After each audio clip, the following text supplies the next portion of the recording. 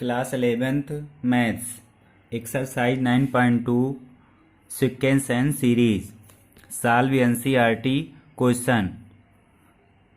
है 11 नंबर है समांतर श्रेणी का। जो टॉपिक हमारा चल रहा था सीक्वेंस एंड सीरीज में वो एपी चल रहा था, arithmetic progression AP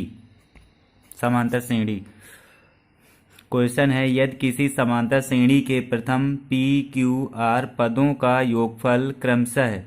A B तथा सी हो तो सिद्ध कीजिए कि A upon P into Q minus R plus तो B upon Q R minus P plus C upon R P minus Q equal to 0। ये हमको प्रूफ दैट करना था, इसको प्रूफ दैट करना है। तो पी क्यू आर पदों का योगफल इसमें हमारा दिया है, तो फार्मूला होता था एस एन बराबर N by two A plus N minus 1 into D. ये एन पदों का योगफल का सूत्र है, फार्मूला है। तो यहाँ पर मान लेंगे जो प्रथम पद है समांतर श्रेणी का प्रथम पद कैपिटल ए लिया जाएगा, क्योंकि यहाँ पर ए दिया है, ये स्मॉल ए है, तो यहाँ पर कैपिटल में मानना पड़ेगा। माना समांतर श्रेणी का प्रथम पद कैपिटल ए तथा सार्वधातुक कैपिटल डी है। तो कहा गया कि यदि किसी समांतर प्रथम पी पदों का योगफल एस पी, तो पी बाई टू ए दिया है, two capital A plus N हमारा पी यहाँ पर है, P minus 1 into D capital D लिया जाएगा। और कहा गया है ए बी सी के बराबर, ये इसके बराबर है, ए के बराबर है। इसके बाद S Q by two A plus Q minus 1 into D, ये हमारा है बी के बराबर। पी क्यू आर पदों का योगफल ए बी सी के इक्वल है, तो ये हमारा बी हो गया। S R upon two A plus R minus 1 into D equal to C. ये है, ये मोस्ट इम्पॉर्टेंट क्वेश्चन, ये पेपर में आ जाता है। ये हमारा, इसको हम लिख सकते हैं इम्प्लाइज लिख दिया, तो यहाँ पर हो जाएगा 2a plus p minus 1 into D equal to A upon P और 2 यहाँ पर हमारा है ही है, 1/2 ये है यहाँ पर। इसके बाद यहाँ पर हो जाएगा 1/2 a plus q minus 1 into D, तो b अपान q ये हो गया। ये इम्प्लाइज हो जाएगा 1/2 2a प्लस और r minus 1 into D equal to, ये r हमारा नीचे आ जाएगा, c अपान r। ये फर्स्ट इक्वेशन, ये सेकंड इक्वेशन, ये थर्ड इक्वेशन। अब इसके सहायता से हमको ये वाला प्रूफ दैट करना है। तो लिखेंगे समीकरण 1 में q माइनस आर, 2 में r माइनस पी तथा 3 में p माइनस क्यू का दोनों पक्षों में गुणा करने पर। तो यहाँ पर दोनों पक्षों में, इस एक में दोनों पक्षों मल्टीप्लाई क्यू माइनस आर का कर देंगे, क्योंकि यहाँ क्यू माइनस आर हमको प्रूफ दैट करना है। फिर दूसरे समीकरण में आर माइनस पी, क्योंकि यहाँ पर आर माइनस पी है, तो आर माइनस पी दोनों पक्षों में मल्टीप्लाई कर दिया जाएगा। इसके बाद तीसरे वाले में पी माइनस क्यू को मल्टीप्लाई कर देंगे। यहाँ पर A upon P Q minus R plus और ये B upon Q R minus P plus ये सी अपान आर और पी माइनस क्यू यहाँ पर मल्टीप्लाई करना पड़ेगा इक्वल टू 1/2। तो इसको हम ब्रैकेट में ले लेंगे, पूरा ब्रैकेट में हमने इसको कर लिया, पूरे सबने कॉमन कर लिया है 2a plus p minus 1 into D, इसमें मजला क्वेश्चन लगा दिया और इसमें हमारा था मल्टीप्लाई q माइनस आर का था, q माइनस आर प्लस अब इसके बाद इसमें मल्टीप्लाई करना था 2a plus q minus 1 into D into दूसरा हमारा ये r माइनस p प्लस और तीसरा समीकरण ये था तो 2a plus q minus 1 into D, इसके बाद है ये p माइनस q। अब राइट हैंड साइड का, अब जो लेफ्ट वाला है इसको तो वैसा ही रहेगा हमारा, राइट हैंड साइड को हमको 0 यहाँ पर दिखाना है तो यहाँ पर मल्टीप्लाई करना था हमें, तो 1/2 को हमने पूरे से कॉमन पहले ही ले लिया था। तो यहाँ पर जब q माइनस आर का जब इसमें मल्टीप्लाई होगा, r माइनस पी का मल्टीप्लाई यहाँ होगा और p माइनस क्यू का मल्टीप्लाई हमारा यहाँ पर होगा, तो हम 2a को कॉमन कर लेंगे तो ब्रैकेट में हमारा आएगा, यहाँ पर मल्टीप्लाई जब होगा तो q माइनस आर और जब यहाँ पर मल्टीप्लाई होगा तो r माइनस पी हो जाएगा, क्योंकि हमने जब मल्टीप्लाई करेंगे तो 2a कॉमन मिलेगा तो हम e माइनस क्यू ये, क्योंकि 2a को हमने यहीं पर कॉमन ले लिया है। इसके बाद d जब यहाँ मल्टीप्लाई होगा हो जाएगा q minus 1 into R minus P into D, इसी तरह इसमें मल्टीप्लाई होगा, इसी तरह इसमें मल्टीप्लाई होगा, तो हमने यहाँ पर d कॉमन ले लिया है, d कॉमन कर लिया है। ये जब यहाँ पर मल्टीप्लाई होगा तो p minus 1 into Q minus R plus और यहाँ मल्टीप्लाई यहाँ पर होगा q माइनस 1 और r माइनस पी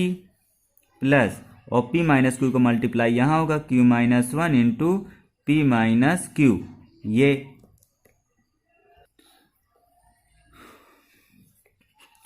तो 1/2, तो ये q वो माइनस क्यू कैंसिल, माइनस का r और प्लस का r, माइनस का p प्लस का q, तो ये 0 हो गया,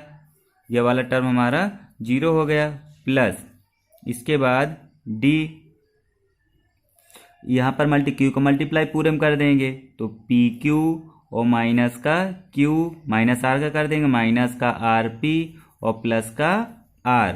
प्लस अब इसका यहाँ पर कर देंगे तो हो जाएगा rq और r का मल्टीप्लाई -1 में तो माइनस का r, माइनस p का मल्टीप्लाई यहाँ तो माइनस का pq और माइनस माइनस प्लस हो जाएगा p प्लस p का मल्टीप्लाई यहाँ pq और p का मल्टीप्लाई यहाँ माइनस का p और माइनस का q का मल्टीप्लाई कर देंगे, माइनस का हो जाएगा q square, minus minus plus हो गया। यहाँ पर हमारा r है, सॉरी r है, जब मल्टीप्लाई यहाँ p का हो गया था तो pr था, pr और माइनस p और माइनस का qr और प्लस का q, अब ये हमारा कैंसिल हो गया, कैंसिल हो जाएगा, तो ये तो माइनस का qr एक ये है, qr एक ये है, तो प्लस का q एक ये है और माइनस का q यहीं पर कहीं ये है, माइनस का rp ये है, माइनस का प्लस का ये है, pq प्लस का ये है, माइनस का pq ये है,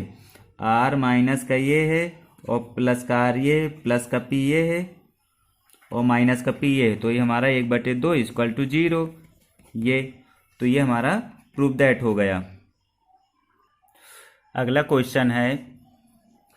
किसी समांतर श्रेणी के यम तथा n पदों के योगफलों का अनुपात यम स्क्वायर अनुपात n स्क्वायर है, तो दर्शाइए कि यमवें तथा nवें पदों का अनुपात 2m-1 अनुपात 2n-1 है।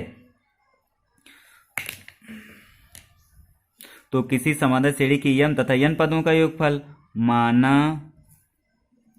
समांतर श्रेणी का प्रथम पद a1 है और सार्वांतर d1 है, इसी प्रकार दूसरी समांतर श्रेणी का,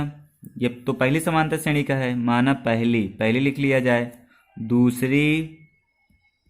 समांतर श्रेणी का प्रथम पद A2 और सार्वांतर D2 है। प्रश्नानुसार